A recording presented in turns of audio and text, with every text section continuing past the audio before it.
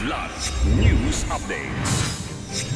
Mga balita ngayon, 3 air assets ni Zaldico o Mescapo palabas ng Pilipinas. Higit 17.8 million pesos na halaga ng hinihinalang shabu na sabat sa isang babae sa Lucena City.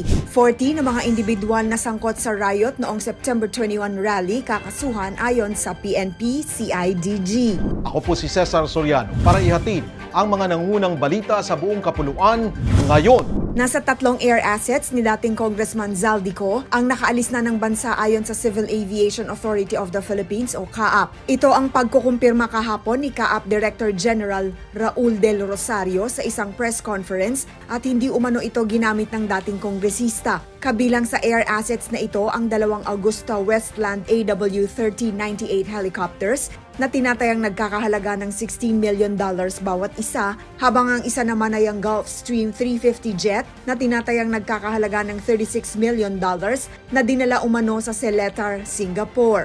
Ayon kay Del Rosario, isa umano sa mga aircraft ang sinabing gagamitin para sa isang medical evacuation, ngunit hindi nila alam kung may sakay itong kamag-anak ni Ko. Nakikipag-ugnayan na rin ng CAAP sa kanilang counterparts sa Malaysia at Singapore para ma-monitor ang 3 air assets na nakarehistro sa pangalan ng dating kongresista. Timbog ang isang babae sa buy-bust operation sa Purok Bagong Buhay, Barangay Kota, Lucena City kahapon. Kinilala ang suspect na si alias Rica, 27 anyos, at itinuturing na isang high-value individual ng pulisya. Nasabat sa suspect ang tinatayang 875 grams ng hinihinalang shabu na may street value na 17,850,000 pesos. Kasama rin sa na-recover ang marked money at iba pang mahalagang ebidensya. Mahaharap ang suspect sa kasong paglabag sa Republic Act 9165 o ang Comprehensive Dangerous Drugs Act of 2002. Aabot sa 40 individual ang sasampahan ng kaso kaugnay sa nangyaring gulo o riot sa anti-corruption protest sa Mendiola at Recto noong September 21. Itong pagkukumpirma kahapon sa isang press conference ni CIDG Director Major General Robert Alexander Morico III at natukoy na nila ang mga individual na sangkot sa panggugulo.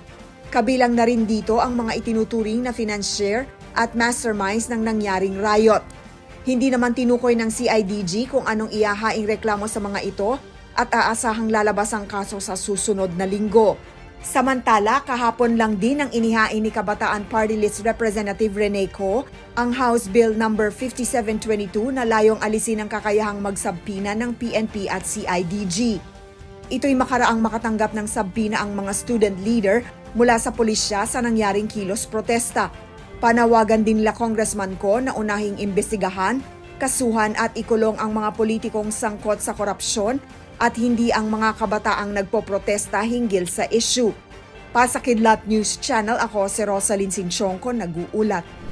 Ako po si Cesar Soriano. Palagi niyong kasama sa bawat pagputo ng balita.